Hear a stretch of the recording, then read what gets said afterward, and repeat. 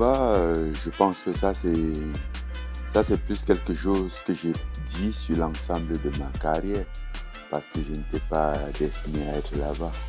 Nul, nul ne m'aurait vu là-bas il y a 20 ans plus tôt. Donc, ouais, ça reste quand même magique. Quand on voit il y a 20 ans plus tôt et on regarde aujourd'hui avec un peu de recul et tu te dis, ah ok, waouh, comment est-ce que ça s'est fait? Comment est-ce qu'on en est arrivé là?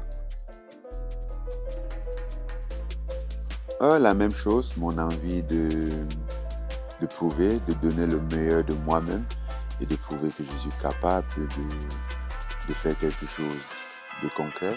Aussi, être discipliné envers moi-même, être responsable et faire un métier comme tout le monde. Il n'y a pas, il y a pas un moyen particulier de gérer la pression au niveau parce que chaque chose vient avec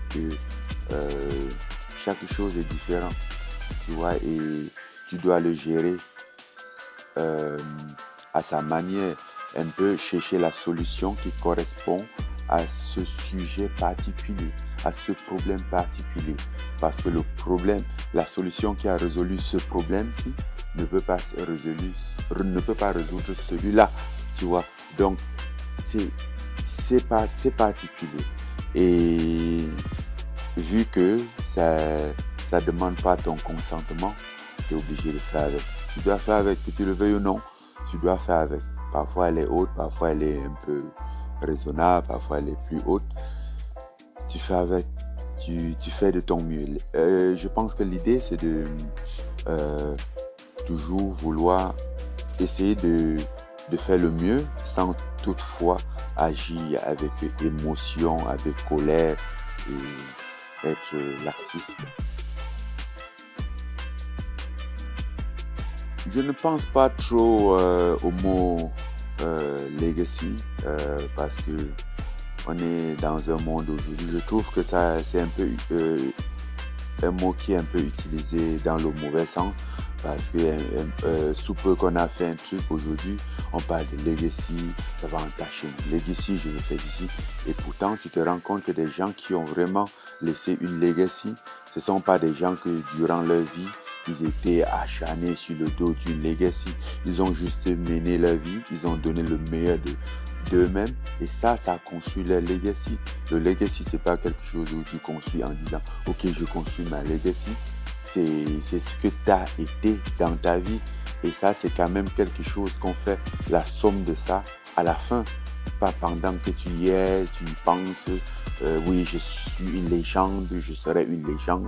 Non, les légendes, pour la plupart du temps, c'est même quand ils sont morts qu'on se dit, ah oui, il était une légende. Ils deviennent même légendes étant morts, mais pas de son vivant.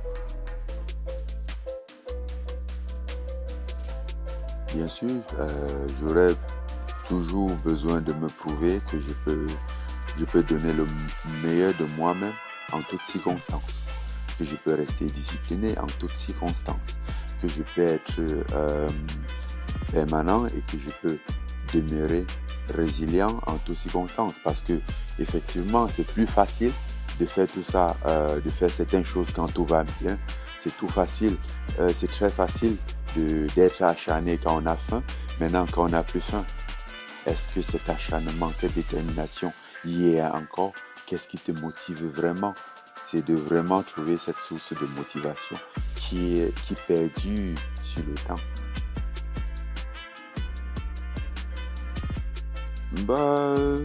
Pour ceux qui vont se rappeler de moi, moi, ce serait... Voilà, qui se rappelle de qui j'étais, de quelqu'un qui lâchait jamais prise et qui a tout donné. Voilà, c'est l'essentiel, tout donner. En soi, il n'y a pas trop de différence parce que tout ça a une même règle qui est la discipline, le travail, la résilience. Mais dans certains cas, encore au jour d'aujourd'hui, bien que le MMA avance bien, mais ça va être un peu la différence qui est palpable, peut être un peu l'aspect financier. En ce moment, fondamentalement, rien, parce que je pense que je savais déjà la base sur moi-même. J'avais déjà franchi tous ces épreuves. En fait, non, parce que c'est pas les trucs qui étaient au début de ma carrière. Je pense que pas mal de choses, je l'ai appris effectivement au début de ma carrière, au cours de ma carrière, mais surtout au début de ma carrière. C'est là où tu découvres ce qui fera de toi un meilleur combattant et ce qui est mieux de faire ou pas.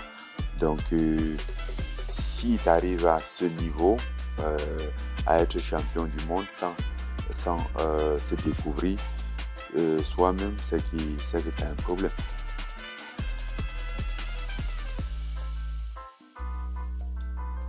Ce qui me fascine le plus aujourd'hui avec les combattants africains, c'est de voir déjà pour la plupart qui n'ont pas de ressources, ce qu'ils sont capables de faire avec le minimum qu'ils ont, ce qui est très impressionnant.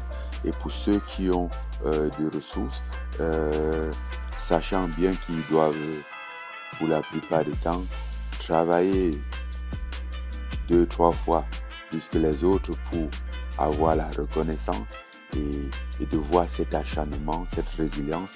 Oui, ça sont des trucs qui me fascinent, mais aussi le fait qu'on ait un pool de talent, au fait. Ça, c'est quelque chose d'inévitable. C'est difficile de dire. Ceux qui ont le plus de tout le monde a le potentiel. Maintenant, tout dépend de la volonté de tout un chacun. Tout dépend de sa détermination. Pour ce que moi je sais, c'est que très souvent, c'est ceux qui n'ont même pas le potentiel qui émergent, mais qui sont acharnés parce qu'ils ont envie de quelque chose. Je pense que le vrai potentiel est quelque chose d'invisible, parce que c'est un côté où on ne voit pas cet acharnement, cette détermination qui est au fond de quelqu'un qui veut réussir. Ça ne se voit pas. C'est pas le talent qui réussit, c'est pas la technique qui réussit. Oui, c'est beau, ça contribue, ça peut contribuer, mais c'est pas ça qui réussit. On a vu beaucoup de talents échouer, pourtant on a vu des gens qui sont très peu talentueux réussir. C'est la force du travail, la détermination, l'acharnement, surtout pour des métiers comme le sport de combat, qui n'est pas du tout facile. Ma vie après combat, voyager, aller me coucher sur des plages, m'allonger, boire des cocktails, ce serait pas mal. Non, mais après, je pense que je vais transiter, continuer un peu à faire le business, rester aussi dans le sport pour apporter mon expérience, mon expertise en la matière, essayer d'accompagner, surtout en Afrique. J'ai bien l'intention de contribuer au développement de ce sport en Afrique. Parce que, contrairement à moi, la plupart des combattants n'auront pas l'opportunité que j'ai eue et ne seront pas obligés de passer par ce que je suis passé. Et ça, j'aimerais quand même apporter ma pierre à cet édifice, contribuer à ce que l'écosystème continental soit bâti et indépendant. Et faire mes petites affaires à côté. Je ne suis pas contre des bons deals, des bonnes affaires. J'aime bien les affaires. Monter mes petites entreprises, des trucs auxquels je suis passionné. À tous les investisseurs.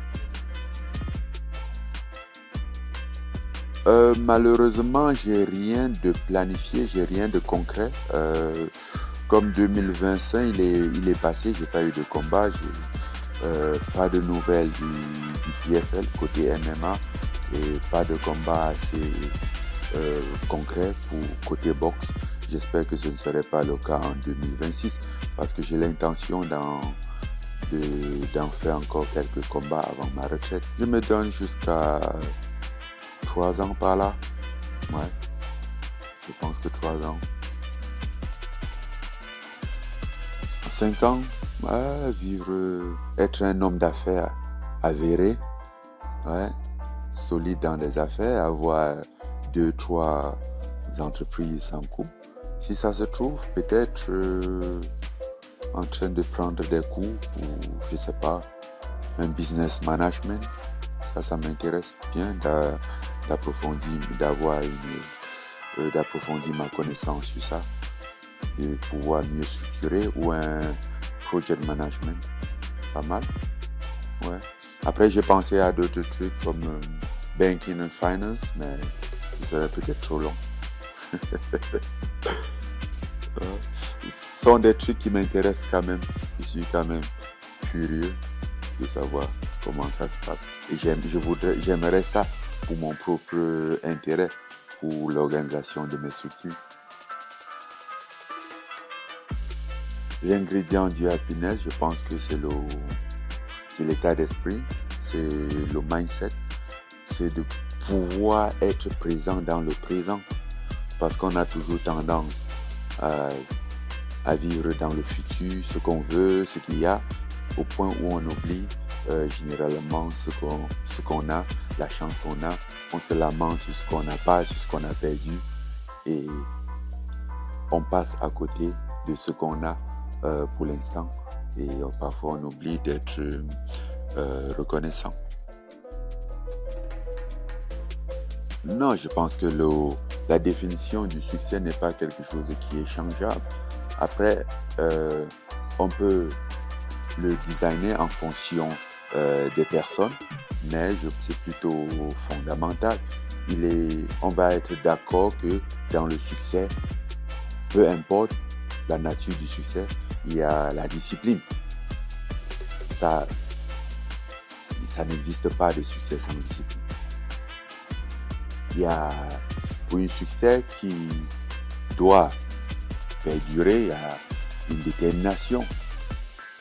Tu vois, ça sont des choses qui sont inévitables. La détermination, la discipline, la résilience. Parce que sinon, le succès aussi peut s'arrêter. Le succès a une fin. Donc, à toi de te battre pour que ça ne s'arrête pas, ce fameux succès. Sinon, tu vas rejoindre le rang des anciens gloires.